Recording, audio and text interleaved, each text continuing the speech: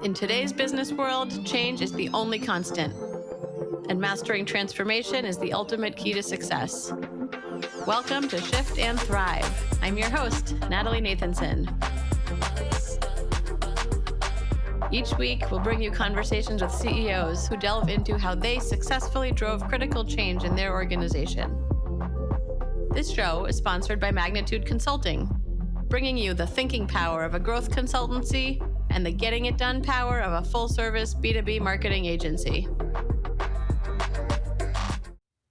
Welcome to another special edition episode on Shift and Thrive as part of our Go-to-Market Spotlight series. If you're a CEO or business leader wondering how your go-to-market strategy needs to evolve right now to meet today's market realities, this episode is for you. And I can tell you, you're in for quite a treat with today's discussion. Today's guest is one of the most respected voices in B2B go-to-market, including changes in buyer behavior. He's spent more than 2 decades helping B2B leaders understand how companies actually grow, often by challenging comfortable but outdated thinking. Earlier in his career, he was an analyst, first at Serious Decisions and then Forrester Research, which is very near and dear to me from my own time at Forrester. And through these roles, his foresight and expertise helped shape some of the most widely adopted go-to-market frameworks in B2B. Today, his work focuses on how today's B2B buyers actually make decisions, how go-to-market models need to align to changes in buyer behavior, and how AI is impacting both. He is the head of research and thought leadership at Sixth Sense. Kerry Cunningham, welcome to the show. Thank you, Now. It's great to be here. Thank you for that wonderful introduction. I'm really looking forward to diving in. And one of the things I spend a lot of time on with CEOs and their teams is really helping them navigate moments where maybe what used to work in the past no longer does. And I think often the hardest part is realizing that moment has arrived with enough runway to course correct. So with that in mind, I'd love to start with a transformation story, something that either you've led or had a front row seat to, where a company had to, fundamentally rethink how they went to market. Oh, that's great. Yeah. So virtually all of the ones I have from the last 12 or 13 years would be the front row seat, where I was working with the company, but not in the company, because I was an analyst for 8 years and really have the same job now. But I want to think back to one that's actually a pretty simple transformation that took place with a company in the healthcare software space. This occurred right after we introduced what we call the demand unit waterfall at Serious Decisions. And the keys to that, which are still the case today, are going from a place where you identify a set of accounts and then you go cold call the heck out of them, and marketing may try to run some air cover, but very outbound focused sales force, very sales-led organization. And under this new paradigm, what they wanted to do was, first of all, move away from, say, targeting accounts just because they're a good fit, to, first of all, understanding whether those accounts might actually be in market in the first place. So out of all of those accounts, let's say that there were 1,000 of them, which of those might actually be in market? And what happens if we focus our attention there and make sure that we're getting engagement there, and then prospect into those accounts? So this organization went out, and this is pre Sixth Sense, pre a bunch of this stuff, but they went out and they wired together some intent signals to start identifying which of their ideal customer profile accounts were actually making some signals, giving us some signals about being in market. And then they measured, and this is the really key point, they measured how many of those accounts that are out there kind of making some noise about being in market are on our website checking us out.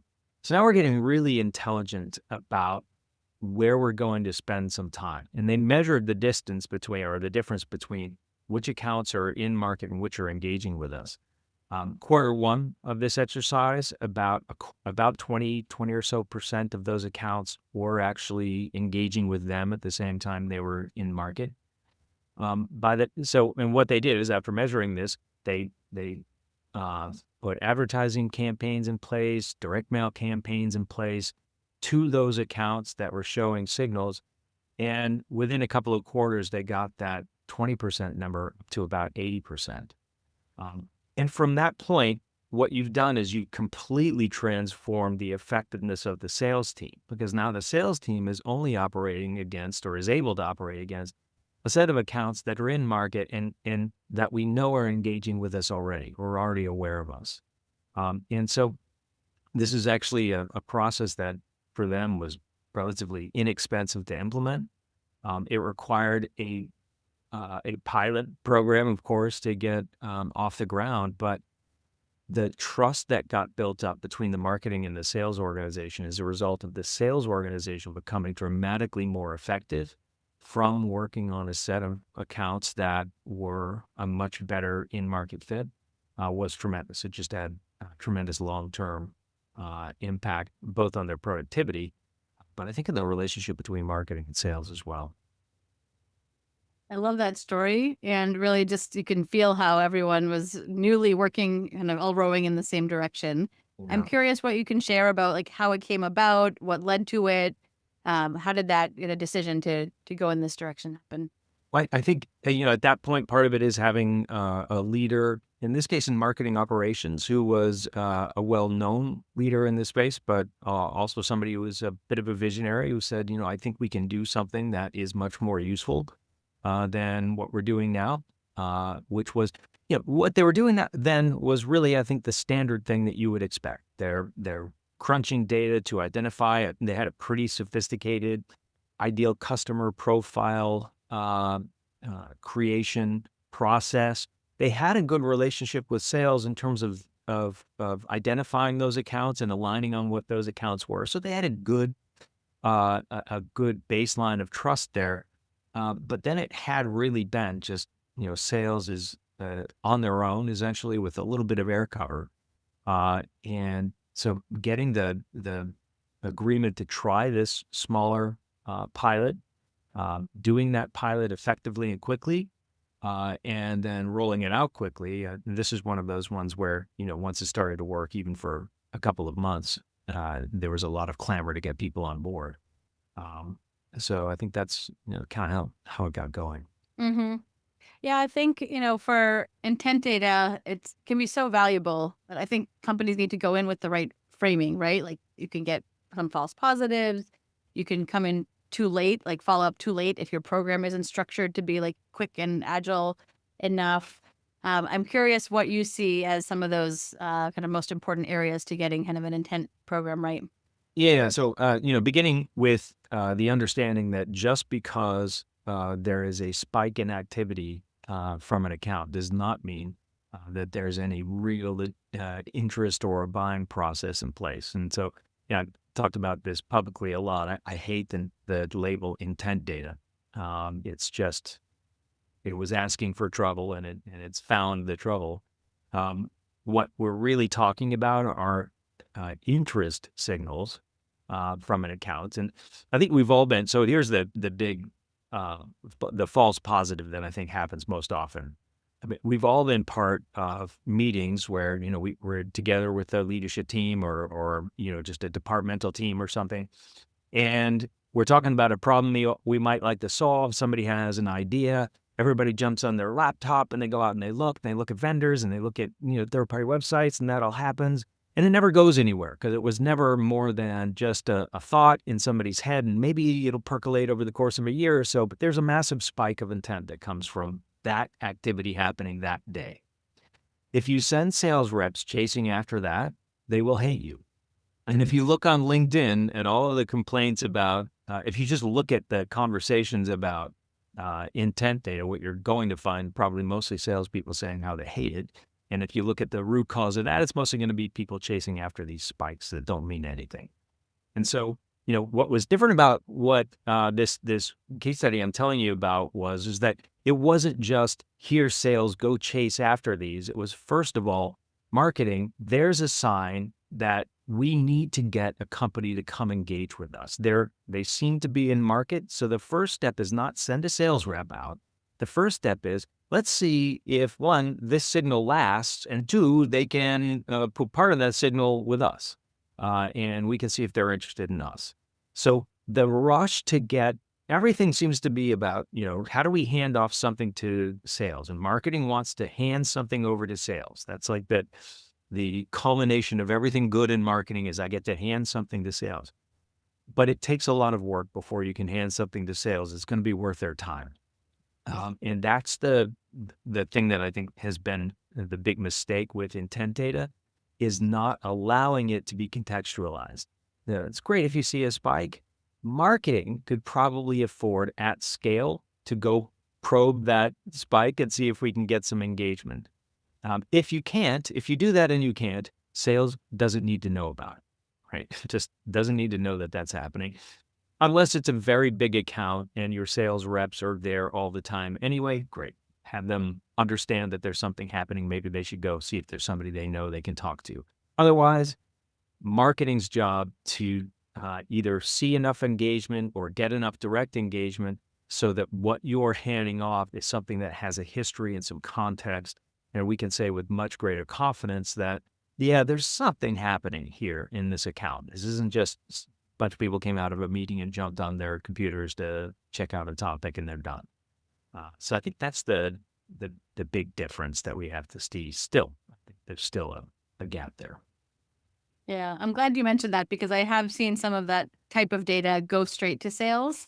And I think to your point, like you need to uncover what's behind that signal. And I like your term, the terminology you're using here.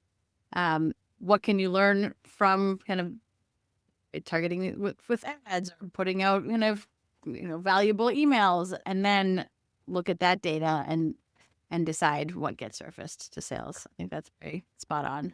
I'm curious to hear from you how you see these interest signals changing kind of in our current environment. Do you feel like, is it easier or harder to work with them? Are they getting better or worse? Would love to hear a bit more from you.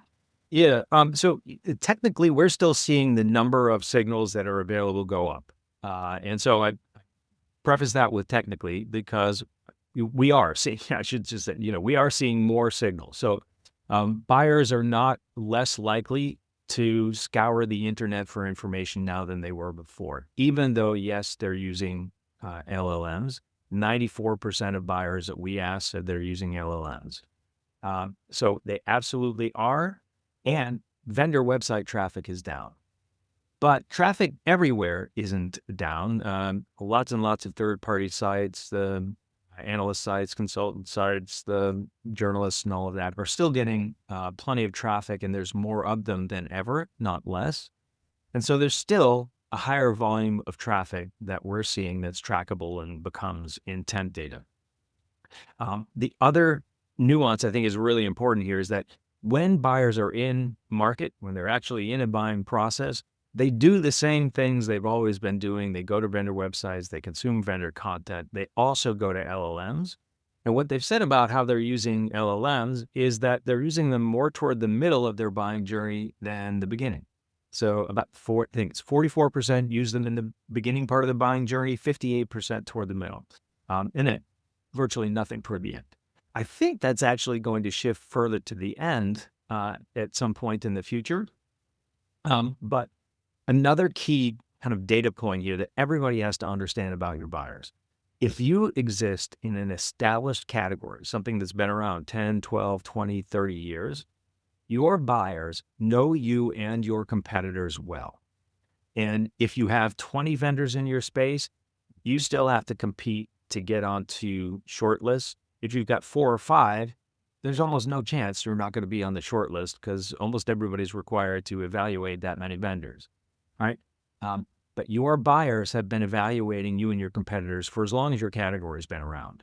So one of the things that I think everybody needs to understand is your buyers aren't using Google and ChatGPT to find out whether you exist in most cases. They already know that, and that's why LLM use is more toward the middle than the beginning, because what they're doing in the middle is they're saying, all right, so we know that these are the 4 or 5 vendors we're going to evaluate. I know which one I like, but I also have 5 other people I've got to convince and 4 other people I'm going to inform. And so ChatGPT or Claude or whatever, can you put together a table that compares these vendors across these 5 things? And by the way, here's what I want that table to say. This is a part of the way everybody uses LLMs that I think we need to understand a little better. We don't ask them a question in a topic that we're interested in and then just say, okay, well, there's the answer. That's all I need to know. We engineer what we get from those things, particularly when we're interested in the outcome. So that's what people are doing with that now. Now, over time, could as LLM answers become more complete and trustworthy, could more of the in-market buying traffic get stopped there? I think it probably could, but I think we're a ways away from buyers who are actually in market relying heavily on LLMs for information. They rely heavily on them to do things like summarize the information, um, sort the information the way that I want, sift through the feedback that I got from the internal team and summarize that. Sift through the reviews that I got from G2 and give me a summary of that, right? Those kinds of things, but not, hey, can you find me vendors that make accounting software? Because if you're running if you're running accounting in an organization and you have to use ChatGPT to find out which vendors to evaluate, that would be very interesting. No, I think it's great, and you're getting me thinking on, that definitely like holds true with a lot of what I've seen, especially when you look at like the bigger tech companies. But then I also think about kind of some of the exceptions, like startups, or if you're in a Yep. niche space. So take like the accounting example. Yeah. Is it accounting for doctors' offices, right, or something like that, where then Google might not surface kind of the most leading edge because that company hasn't risen to the top of Google compared to all the kind of more Right. general accounting firms. So it's interesting to think about, given your business, like you already established this is for an established category, when might that look different? And that kind of informs what kind of investment you make in marketing and Yeah. where. Yeah, it's a really good insight. So I work with some friends of mine on another project where we're looking at how familiar are your buyers with your category, and then how likely are they to be familiar with you as a brand? So if you put those two things make a quadrant from them, it's really, really helpful in understanding what you as a brand need to do. So if your category's been around for a long time and you've been around for a long time, you do not have to worry about being on the short list, probably. You're going to be on the short list. And the question is whether the way that your potential buyers think about you is good or bad based on the long history that they've had. And that's a thing that you as a marketing organization, that's got to be your primary concern, is the brand reputation that you carry around. If you're a new organization or a new vendor in that established space, I mean, that's really hard. And we all know it's really hard because now you're fighting against competitors who are already where your buyers already have personal experience with all of your competitors, but not with you. Now, again, if they hate your competitors, that could be good for you, right? If you're in a space where nobody likes the vendors, and there's plenty of spaces like that, yeah, that can be great. You show up and you've got a smiley new face and a bunch of new technology, and there's some reason that you're existing that's unique. That can be great. But your go-to-market has to be consistent with that. It's going to be more a guerrilla marketing approach than a brand approach. You've got to get attention that way. If you're a new category, new brand in that category, that may in some ways not be as hard as the existing category new brand. But now what we're talking about is more about PR, analyst relations, journalist play than it is, and your founders and funders than it is you doing the marketing and selling as an organization, right? So if it's a brand new category, you as a company are very unlikely to create that category and scale it by yourself. We like to think about the exceptions like ChatGPT or something like that when it did that, but that's not common. What's more common is if there's a new category, it's going to come into being because there are lots of people who've decided this is a good idea and trusted voices in a marketplace that, yeah, this is a good idea. You should look at these vendors. Plus, founders or their funders are often really important players in getting those messages out, but you're not operating at high scale there for the most part, in B2B anyway. In B2C, it could be different, but in B2B, you're not operating at high scale there. You're operating at a very low scale for a while. And then when that category matures a little bit and you mature a little bit as a brand, now you've got to have tactics that look more like standard marketing and sales. So it definitely differs depending upon that category maturity and then the brand size that you have, marketplace in the marketplace. Um, but when you look at most of the what most of the most of the money is spent, like in our research, about 77% of purchases were in categories where the buyer already had something in that category, and they want something new, they're replacing, et cetera, but they've got one. They've got an accounting system. Now yours has Gen AI built into it, and that's great. It's still an accounting system, and I bought those in the past. And that's where buyers find themselves. Thank you for explaining that. I think that was very insightful. Want to ask you now about misconceptions in go-to-market. And I know one theme that comes up for me in other conversations is, um, how some go-to-market practices continue, not necessarily because they're right or because they're the best, but they've just kind of been out there for so long. And we know change management and change takes time. And, Um, and so from your work and your research, is there a commonly held belief about the buying journey that might sound right, but that you're finding is doing companies a disservice? oh yeah, there's a bunch of those. I love these. The first one is, and I call it the blank slate fallacy, is what I was just talking about a minute ago. Your buyers are really experienced in your category, unless your category is brand new. But like for as long as the category you're in has been around, people have been evaluating that. Now, if you've had a really hard time getting adoption of anybody in that category, maybe a lot of your buyers are still pretty naive. But for the most part, your buyers already know you and they're already experienced in your category. And one of the things that I've been fond of saying lately, just because it's fun, is that your website is losing traffic, but it's not because of ChatGPT. It's because what's on your website is boring and it's not suited for the kind of people who are the decision makers for buying your stuff. It's maybe suited for who they were 10 years ago. But your content is probably all about how great you are and how you're number one. And your buyers have evaluated you 6, 7, 8 times already, and they know whether they think you're number one. They're not going to take your word for it. So that's one, that we have content and this idea in our head of our buyers as blank slates, as people who are starting fresh with no biases or preferences every time they go out to buy something. That is so far from the truth. It's ridiculous. So that's one. Another one, and this maybe even is more fundamental, so I'm just writing something on this. Virtually all of our goals in marketing are based on our potential buyers doing things that we would never do ourselves. So the most obvious thing is filling in a form on a website to get a white paper or piece of content. Like, your audience, Natalie, when was the last time anybody in this audience has filled in a form to get a white paper? Like, you would only do that if you enjoy ducking phone calls and emails excessively. Well, and I think to your point, though, the content has to be really good, and the bar for what that content needs to look like has to be better than it was years back. Right. But most of our marketing plans are built around the idea that we can produce something, anything, and get people to do that, And it's like, who are these people that we expect to behave in this way? And then not only will they fill in the form, but if I chase them down with a super clever 22-year-old, they'll take the call.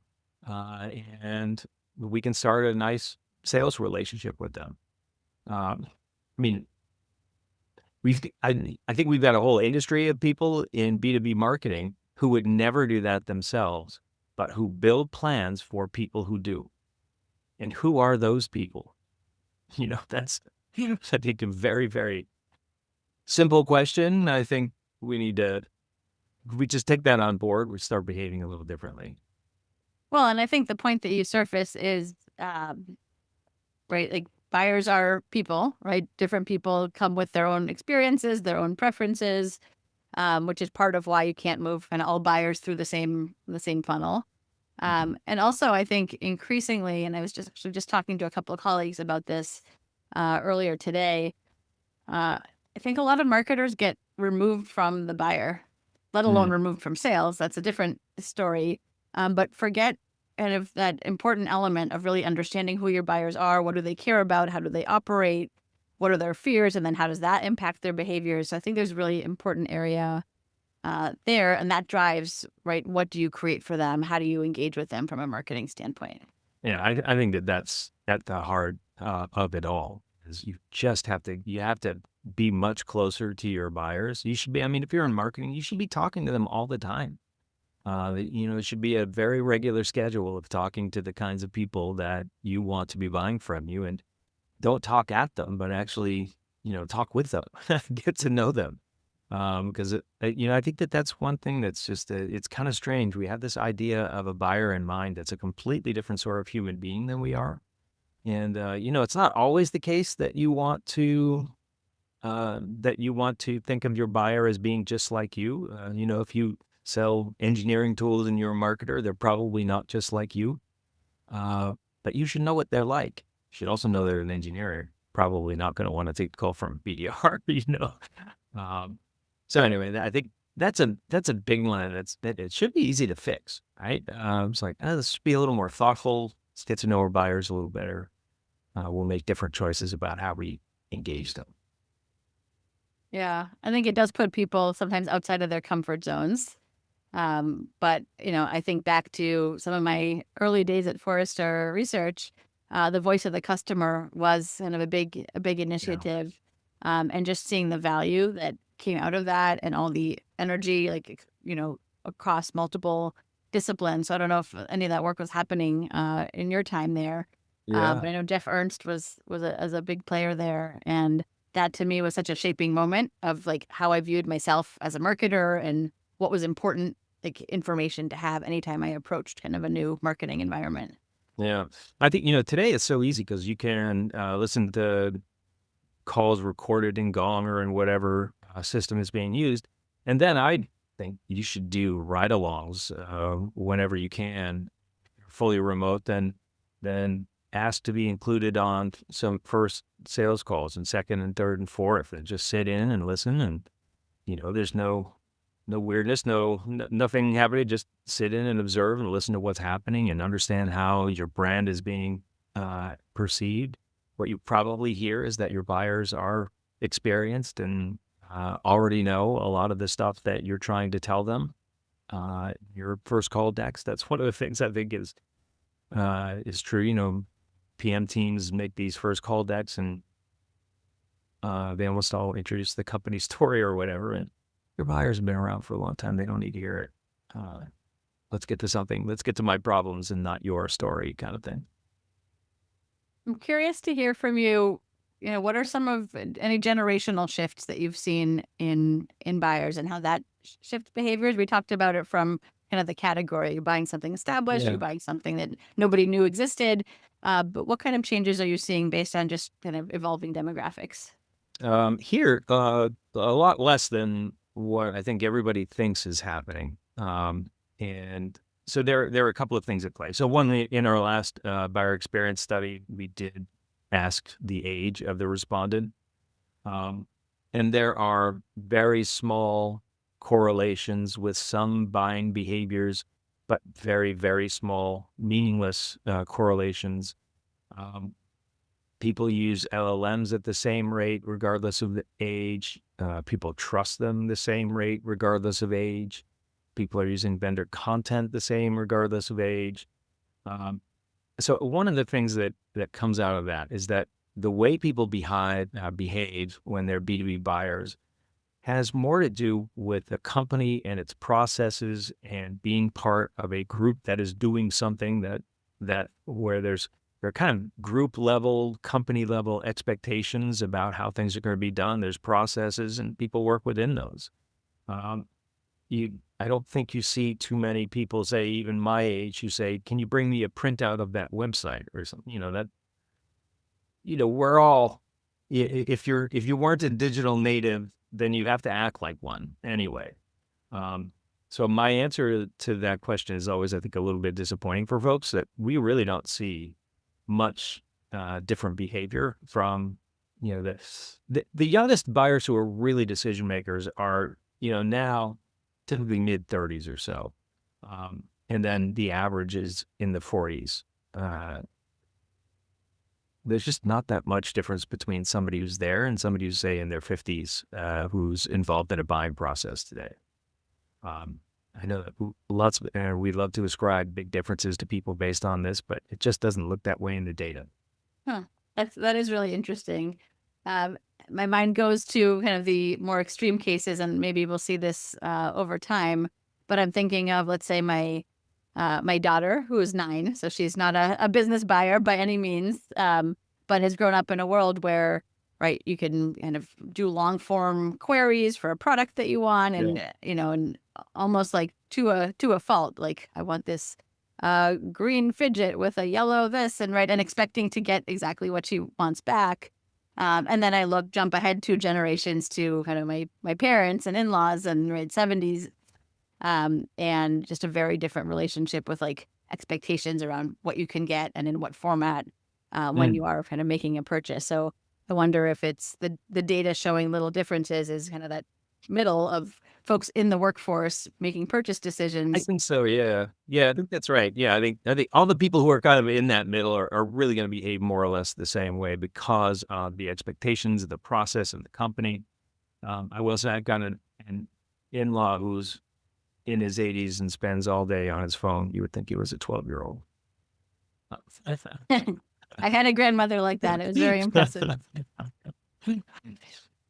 I think, the other thing, people have asked for years about what channels do buyers like, what's the latest there? And we've done a lot of surveying about that. And the answer always comes back, it's incredibly boring and always just comes back and says, buyers use every channel that is made available to them and they think they're all okay. That's what the answer seems to be. If you put content out in a channel, your buyers will find it and use it, and they're going to tell you it's okay. Does everybody love video? No. A lot of people want to be able to skim from the top to the bottom in 30 seconds, and you can't do that with a video. All right. So people love videos. Yes. Some people love videos for some kind of content at some length. So I think when we get down into the real details of things, we'll probably see some more differences, but at a top level, it looks the same. Yeah. It's a question I sometimes get asked in the sales process, like at my marketing consultancy. So what are the best tactics to use these days? Kind of what's the silver bullet? And right, the answer is there isn't one. And the best programs are multi-channel because different people like to consume information differently. Back to the point that we're all humans with our own preferences. You want to be on multiple sources, multiple places so that you're catching people kind of where they are. And then understanding the buyer, like the role differences, right? A field service technician is going to behave differently than a security analyst that sits in kind of a operation system all day, which is different than, go on. But thinking again about the buyers and what does their day-to-day look like and what are they doing when they go to do this kind of research? To me, that's the absolute key. The channel might matter if you were able to control for the quality of content. So if we were to run an experiment and we were able to say, and we were able to code content in advance and say, this is good, this is not as good content, and then you put them in channels, you could run an experiment and say, you know what, your buyers on average prefer this channel. But it's going to be, in real life, the quality of the content that you put in it and how relevant and useful it is for your potential buyers, much, much more important than what channel is it in. I think that's the reason we can't get good reads on the channels is because it's really about what you're putting in it. Yeah. Well, I think the risk now is bigger than it's ever been with so much content that is not quality, right? And so figuring out what to even pay attention to get to that quality content is harder than it's ever been. Hey, this is Natalie, your Shift and Thrive host. After chatting with lots of CEOs, one thing is crystal clear. Leveling up your company means having a killer go-to-market strategy. That's what my crew at Magnitude Consulting does every day. If you're trying to step up your marketing game, whether it's strategizing, accelerating your pipeline, expanding into new markets, or getting into AI and automation, let's talk. No pitch, no pressure, just good conversation. Visit shiftandthrivepodcast.com/Natalie to schedule a time. Can't wait to connect. I want to talk a bit more about AI, and I know we've kind of dabbled on the topic, but it's, obviously dominating a lot of conversations these days for good reasons. I want to ask, are there places where you're seeing companies kind of get things wrong about how kind of AI is being used or how it's kind of shifting expectations on the buyer side? Yeah, so I think the one thing is that I think everybody thinks that buyers are using AI to discover who they're going to evaluate. And so, like I've been saying already, if you're in an established category, that's not the case. And it wasn't the case with Google either. That's just not how they're discovering you. They're discovering you by looking in their history, their experience, talking with their friends. That's still how that happens. And so AI is not right now the major factor in how you get discovered and put on a short list, unless you're in a brand new category. And then, yeah, probably that is more the case. The other thing, well, this is a little bit not so much about how people are using AI or should be using AI, but one of the interesting things I think that comes out of companies figuring out how to format and produce content that the AI will like best is, a lot of what's coming out of that, the AIs like structured content, they like FAQ kind of style comments. I'm like, well, don't human beings like structured content and, content that answers the questions that they have? It strikes me that a lot of the things that we're being advised about how to play well with LLMs are things that are probably just good ideas anyway. And when so right now, as a result of that, I'm doing an analysis of B2B vendor websites. And one of the things we're looking at is literally rating how much of the content is purely self-promotion versus thought leadership. Here's how we solve your problem. And North America, B2B companies, unregulated industries, it's like 75% self-promotion. So that ChatGPT does not buy into your self-promotion, and it's not going to, show up in what it says about you. And so if your website is mostly self-promotion, it's not going to have much to work with. The other thing is, if your website is primarily landing page and a bunch of content behind forums, the LLM's only going to know what's on the landing page. And so I think we have to think about how the AI thinks a little bit, what it's going to care about, of course. Make sure that we're engineering our content that way, but then also think, probably your human being buyers would be very interested in that content that way also. Your human buyers don't really care about your self-promotion either. You talked about how self-promotion doesn't work. And I think that ungating content can feel scary. But I think what we've seen when we've done it for ourselves, for clients, it doesn't negatively impact the results, right? If someone likes your content, is in market, or wants to further engage with your company, they will do that, right? They can fill out the contact form. They can, whatever other ways to reach out, they'll find a way to do that. So I know it can feel scary, but it actually, to me, is almost kind of back to the original intent of inbound marketing, right? It wasn't put out content and kind of have forms everywhere. It was, if you put the right information and it reaches the right buyers, people will self-select in and kind of come into your fold at the right time. Yeah, I think, we have to get away from the industrialized production of contact names, which is what inbound marketing became, and shift back toward what, as you're saying, it really started off being, which is, how do we help buyers develop a preference for our brand and our solution? That's what it's there for. But we got lost, and it really became a machine for producing contact names that we could pass on to BDRs and sales reps. And so I think that's the mission scope or mission creep or whatever that's called. It just way out of hand. And I think we have to shift away from that fast because your buyers don't care about your self-promotion. They don't want to fill out forms. ChatGPT can't fill out the forms.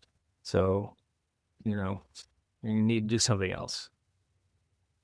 I want to ask you about something you said a few minutes ago. You were talking about looking at B2B vendor sites as part of a new research.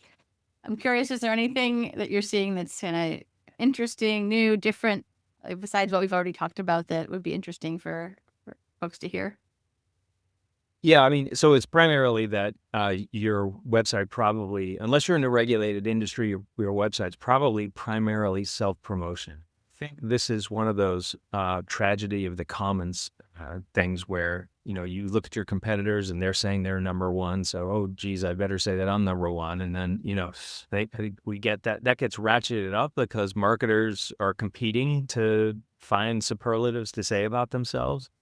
And that's again where I think we get lost. Like our buyers don't think that way, and they don't care. You're not selling used cars, and so your buyer wants to know how you're going to solve their problems, and that content is hardly ever above the fold on your website. And if you're in a regulated industry, it's more likely to be. If you're in Europe, it's more likely to be. If you're in a regulated industry in Europe, it's much more likely to be. So those are the kind of factors that seem to influence that a lot. But I think we need to, get a hold of ourselves. And I think it is a little scary because what if I stop saying that we're number one and the best? Are people going to say, oh, geez, maybe they don't think they're number one?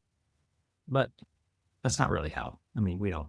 Again, think how a normal person thinks about the world. Think about how you receive that kind of content from the vendors you look at, and I think you'll quickly understand that you skim right past that stuff too, and it doesn't impact And you. it can actually backfire, right? Because you're losing trust and credibility right away. Like you walk by on Main Street, world's best number one pizza, right? Of course, right. Yeah, I love that. Sometimes I find converting kind of the bigger kind of B2B complex sales cycles into a consumer example sometimes makes things really obvious.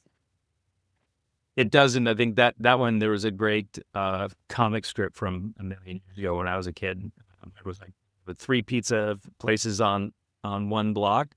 One of them said best pizza place in the city, one said best pizza place in the country, and the third one said best on the block. Which, Who wins? Yep. Oh, I love that. Yeah. I want to ask about a related topic. And when we spoke previously, you had talked about, from a different AI angle around kind of AI in kind of how it's discussed in products and services and kind of what does that look like for buyers. Can you talk a little bit about that? Yeah. So we had some hypotheses about why. So this year we found buyers are engaging earlier in their journeys than they were in the past. And we measured the extent to which they were using LLMs, and statistically, they're unrelated. So using an LLM didn't have anything to do with it. So we went out and asked another audience, are you looking for, do you expect to have AI inside the thing that you're buying? And then we asked questions about, if yes, then did that change the way that you interacted with sellers or when you interacted and how long your buying cycle was? And, the hypothesis was even buyers I've been involved in buying processes for accounting systems for 20 years, but did any of those systems have Gen AI built into it last time I bought it? No. So I'm buying something I'm familiar with, but it's got this thing inside it that I haven't evaluated before. And because I haven't evaluated it before, I've got questions that I haven't had to answer. Our InfoSec team is concerned about how you're training the data. Where's our data going? Where's it coming from? All of those questions that are pretty important questions, they all have to be answered. And buyers haven't been through that part of a buying process before. So what we found is that 89% of the things that buyers bought had an AI component to it. So like everything has AI inside it. And Buyers, we ask them, so did the timing of your interaction with sellers change because you had to evaluate AI inside stuff? And I think a net of 44% said yes, they engaged earlier because they needed to evaluate the AI, and they're concerned that that's going to take longer. The other thing that's happening right now is everybody's operating under economic insecurity, and that tends to cause us to want to accelerate buying processes. When we have budget, we want to get it spent. We also want to make sure that if there's, if I'm buying a new accounting process, I'm getting pressure from the level above me saying, all right, and I want you to find a way to either cut your staff because this new system's going to have AI in it that's going to do stuff, or as we grow, we don't want your staff to grow. We want AI to give us productivity benefits. And so you want to get that in-house as soon as you can. And so you're in a hurry to get the budget spent because of economic insecurity. You've got goals, and some of those goals are based around having AI do stuff for you. So you're in a hurry to get that done, but you don't know how to do it. You haven't done it before. There's new things you have to evaluate. So that's having a significant impact. It's causing buyers to engage on average a month and a half to 2 months earlier than they would have because they think that's going to take a lot longer to evaluate. And as it turns out, it's not actually slowing the processes down, and they're not changing their minds any more than they ever did before. So longer buying cycle, but it's starting earlier so that the finish line is still at the same point. So longer sales cycle, same buying cycle. So if the buying cycle is, so let's say that the buying cycle longer was sales cycle, 10 months. yes. Yeah. So they're now 4 months of the 10 months are sales cycle, whereas before it was 3 out of the 10 months were sales cycle.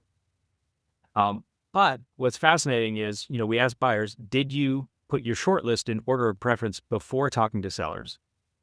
That number is the same now as it was before. So engaging earlier, they're still getting to that point before, and they're not any less likely to buy from that original favorite. So they don't change their minds any more now than they did before, even though they spend more time with sellers. So I'm doing a bunch of RKOs and SKOs during this kind of season for that. And a bunch of the sellers, the sales leaders are saying, yes, sales cycles are getting longer, and they are. But the buying cycle isn't. And that's something that I think is really important to understand about your buyers is, you're getting more face time with them. It's not really changing the dynamic.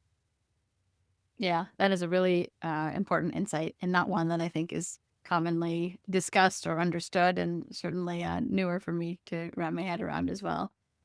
I want to talk about sales and marketing alignment, an age-old topic. And I know from when we spoke previously, you have a different view than what's kind of commonly out there. So can you talk a little bit about that and where you think kind of the traditional outlook on sales and marketing alignment has missed the mark? Yeah. So, going back to my Serious Decisions days, where the whole reason for Serious Decisions to exist, the reason it was born was to drive marketing and sales alignment. Certainly was a big theme at Forrester, at Gartner, everywhere. Yes, you want to have marketing and sales aligned, but I think what's happened over the last really 15 years or so is that marketing and sales turned inward and aligned to each other, but not to the buyer. And so you've got internal alignments that are really nicely calibrated, but they're not calibrated with how the buyer buys. And so they still don't work very well. And you still end up with these processes of cycle improvement and all of that they're just process improvement that really don't make a difference. So for me, the most important thing is marketing, sales, the customer success organization, all have to align to how the buyer buys. How does your buyer actually buy? How do they use your product? What makes them successful? First, align to that. And then there's going to be leftover things that you have to align on that doesn't entirely do it, but that has to be the priority. And I know that the folks at Forrester now are saying the same thing. It's not just me saying that. I think that's really been the big mistake, is just too internally focused. Yeah, it's it almost needs a rebranding, right? Like a buyer journey alignment or something else that like does unify Yeah. around the buyer. I think that's I think Yeah. that's spectacular. So I know we don't have too much time left. I want to ask you really a little bit more from the CEO perspective. What do you see as a common mistake that CEOs make when they're trying to scale or kind of revamp their go-to-market? I would say there's a couple of things I could think off the top. One is that the things that got you to where you are will not get you to where you want to go. And I know CEOs hear that and know that, but that applies to marketing as much as to anything. So the kinds of things that work effectively at lower scale when you're growing, even if you're growing quickly, just stop working later on. Or you get to, so let's say that you are you're in a new category and you're a new vendor. You've got to do all kinds of things to get attention, and it's much more kind of guerrilla marketing and outbound sales and founder-led stuff and all of that. I see that all the time, and that's great. At some point, that stops being the right way to approach getting new customers. And one of the things I see most often, and I'm actually talking about this a lot these days, is when you're a smaller company, it takes heroic efforts to get important things done, but you cannot scale on heroic efforts. You want as many heroic efforts as you can get, but you're not going to scale on heroic efforts. You're going to scale on being smart, process, using data well, using all of the benefits of the scale that you've gotten through your heroic efforts earlier, but you've got to pivot away from those. That's something a lot of companies, it's difficult to see in real time. And the better we can notice that, the better we'll be. And so that's part one, but I forgot part two. Well, I know we've talked a little bit in the past about kind of storytelling and kind of continuing with your point about the founders is kind of the story that they're telling and how that needs to evolve. So that I'm calling this folklore debt, if you will. So we all know what technical debt is. You go out, you buy technology, and that locks you into a certain way of working and certain kinds of processes in your organization. We call that technical debt. As we grow as a company, we acquire folklore debt. We acquire debt from the stories that we tell ourselves about how we become successful. And the stories about how we won in the past often are not the stories that will be about how we win in the future. And so I think there's actually, we're writing about this now, but there's a really kind of simple process. If you get company leadership together and you say, okay, well, we had our launch era. We had our scale up era. Name these kind of periods of time that are clearly different. And what are the stories that are associated with each one of those? I think it's important also in companies to celebrate those stories. You don't want to dismiss them or just get rid of them, but you got to have a trophy case where you take that great founder story or the heroic campaign that got us our first 10 million ARR quarter or something like that, and you put it in the trophy case, and then you move on and find the stories about how you become the $250 million company or the $500 million company or whatever it is. So I think it's really important that we do that because those stories that we tell about how we're successful really limit the options that marketers and sellers have. When the stories from the founders especially are this, how we succeed is we're guerrilla marketers. I see this in this company that I'm kind of watching these days, and they're just they're hiring somebody and they want this person to be a guerrilla marketer, and they're hiring salespeople and they've got to be the most aggressive this or that. So that's great. At their stage, that's what you got to do. But if they're doing that 5 years from now, they're going to crash and burn. And it's that story that's being developed about who they are that I think we have to keep an eye on. Yeah, I think that's so important. And I think that's a great place to wrap up the discussion. So thank you so much for everything that you shared with us. As we do wrap up, if listeners want to get in touch, what's the best way for them to do that? This LinkedIn, but Kerry Cunningham on LinkedIn, there aren't that many, and I usually pop up. So that's an easy place to do, and I respond to most messages. Wonderful. Well, thank you. And I loved hearing so much of what you shared, and definitely the ongoing thread around buyer behaviors and some of those misconceptions and what's actually happening. And the concept of folklore debt that we were just talking about, I think, is a really important one, and one that I do see companies holding on to those stories for too long, kind of at the expense of news stories and talking about impact and proof points and all the things that we know are important for today. So, I mean, really, so many valuable takeaways. So, thank you for everything that you shared. Thanks. More of that coming up soon. Wonderful, wonderful. And thank you too to everyone that's listening. If today's conversation sparked something for you, and I'm sure that it did, please pass this along to another leader. We know these are the kinds of conversations that help all of us scale smarter, build stronger, create more resilient go-to-market engines as the world around us changes. So thanks again, Kerry. And this has been a truly amazing and insightful conversation on Shift and Thrive. I'll see you all next time. That's a wrap for this week's episode. For show notes and more, visit shiftandthrivepodcast.com.